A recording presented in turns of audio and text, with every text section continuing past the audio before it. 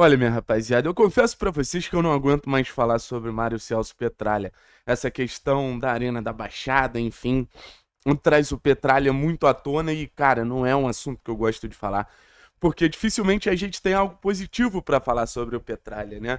Mas, segundo relatos, já que a gente não estava presencialmente ontem na reunião do conselho, Mário Celso Petralha falou algo muito importante que eu considero uma mudança ou uma possível mudança que ele vai precisar provar com atos, e eu acho que essa é uma situação muito importante para a gente entender daqui para frente. Não adianta a gente olhar para os mandatários, para as pessoas mais importantes desse clube e achar que só a palavra basta. Ano passado a gente vivenciou muito isso, né? Um cenário de muitas promessas, então ele vai ter que cumprir em relação a entender que ano passado o Atlético foi rebaixado por causa da escolha de ter 5 técnicos na temporada. E, gente, isso é a coisa mais óbvia do mundo. Isso é a coisa mais lógica do mundo. 5 rupturas, 5 estilos de jogo, 5 maneiras de trabalhar no dia a dia. Não tem grupo que dê certo a partir desse caminho que o Atlético optou seguir. E não é um caminho que vem de agora. É um caminho que vem há 40 anos. Há 40 anos o Atlético escolhe não dar tempo de trabalho a um treinador. Pontualmente, algum treinador optou sair, é verdade, isso não pode ser ignorado.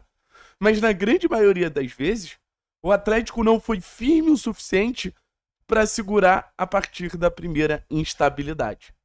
Ano passado, acho que algo que marcou muito foi a demissão de Martim Varini. O Atlético tinha um caminho, tinha uma ideia de jogo, tinha futebol. E Martim Varini foi um personagem que acabou sendo demitido de maneira até um pouco difícil de entender. E no final das contas, o pior aconteceu. E se você me perguntar, a gente cairia com o Varini no comando? Eu acho muito improvável, assim como eu acho muito provável que a gente cairia com o Cuca no comando. Esses dois nomes eu acho que garantiriam o Atlético. Enfim, eu não tô aqui pra chorar pelo leite derramado. O que aconteceu já aconteceu. Mas é pensar daqui pra frente. E eu acho que o Barbieri é um ótimo treinador pra gente começar com essa ideia de dar mais longevidade, de dar mais sequência, de dar mais possibilidades pro treinador trabalhar. O Barbieri, ele é um profissional que eu acho que ele tem a cara do Atlético, jovem, sabe, que gosta de trabalhar, que tá ali com um grupo tentando sempre inovações táticas, tem muita teoria, quer se consolidar no mundo do futebol como um todo, sabe? Quer fazer o nome dele ficar ainda maior, um processo que eu vejo como a instituição Atlético. E eu acho que esse começo de trabalho do Barbieri é muito promissor.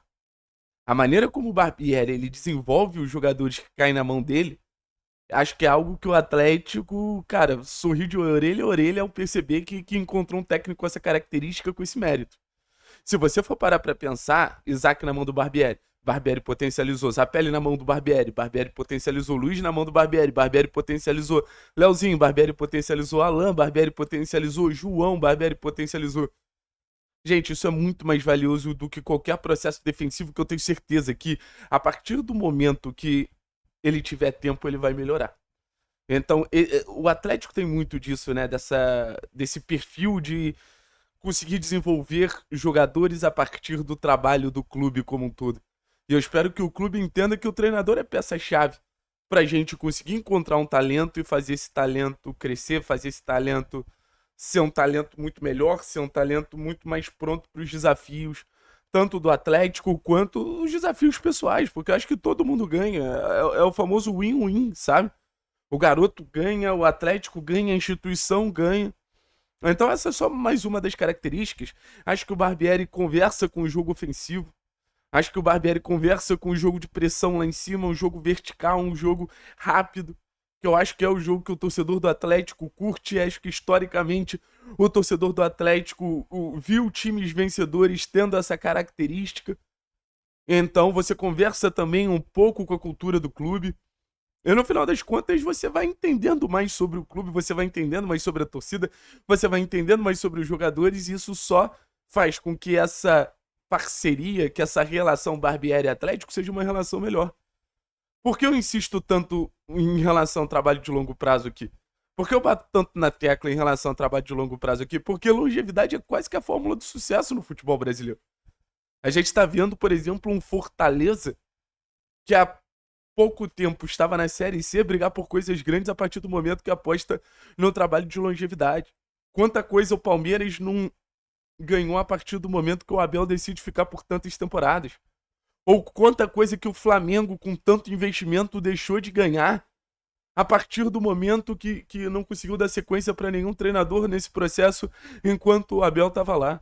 Olhar para os vizinhos é importante também, não só para constatar que a grama do vizinho é a mais bem cuidada, mas também para ver referências que deram errado. Então, assim, não tô falando que o Barbieri vai ter vida longa, porque eu acho que também depende dele. A gente não precisa também abraçar um técnico de forma incondicional. O caminho não é esse. Mas é entender que oscilações acontecem. É entender que nem sempre você vai ter uma opção no mercado. É entender que uma ruptura ela gera uma série de consequências. E é nesse efeito dominó que o Atlético vai se perdendo. Sabe? Muita gente me manda mensagem. Vou relembrar duas discussões assim que eu tive recentemente. Muita gente me manda mensagem no seguinte aspecto. Porra, Thiago, eu tô com medo do Atlético voltar a ser o que era 2008, 2009. Um time que brigava pouco ali na parte de cima da tabela, pouco competitivo.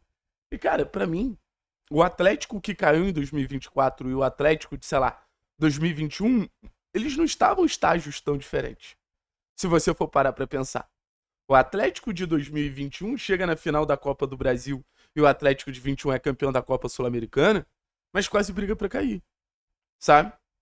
Briga pra não cair, no caso, né? Mas quase cai. Aí se você for parar pra pensar, no passado a gente teve 4 jogos. Racing, 2 semifinais contra o Corinthians e o jogo contra o Cruzeiro de ser tricampeão da Copa Sul-Americana. A gente teve 5 jogos. Um jogo contra o Vasco, 2 jogos contra o Galo e 2 jogos contra o Flamengo para ser campeão da Copa do Brasil. Eu não tô falando que a gente seria campeão, até acredito que não. Mas no final das contas, o Atlético, mesmo numa temporada tão ruim, teve perto dos títulos. Mas o que o Atlético tinha em 21 que não tinha em 24? Um trabalho longevo. Em 21, o trabalho do Autori começou lá em 20. Em 24, muitas rupturas. Isso faz muita diferença, gente.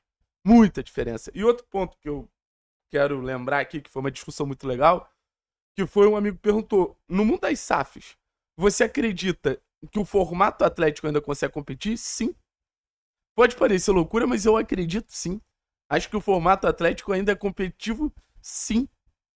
Tentar descobrir talento onde os outros não veem, tentar revelar, tentar prospectar bem, ter uma ideia de jogo bem definida. É esse o modelo Atlético que fez sucesso em 18, 19, 21, 22, 2013, 2004, 2005. Entende? O modelo o Atlético não mudou para fazer sucesso. O Atlético não mudou de direção. O Atlético ele só começou a ter resultado e as coisas foram dando certo. Mas às vezes o resultado vem no acaso. Quantas vezes eu não vejo comentários, pô, o Atlético ganhou tal título no acaso? Às vezes os títulos e o sucesso vêm a partir de projeto. Eu espero do fundo do coração que o Atlético abrace essa ideia que o projeto pode fazer a gente chegar longe. Valeu, pessoal. Tamo junto, a nós. Forte abraço, tchau, tchau. E vida longa aos técnicos, Petralha. Dá o braço a torcer uma vez, fila da puta.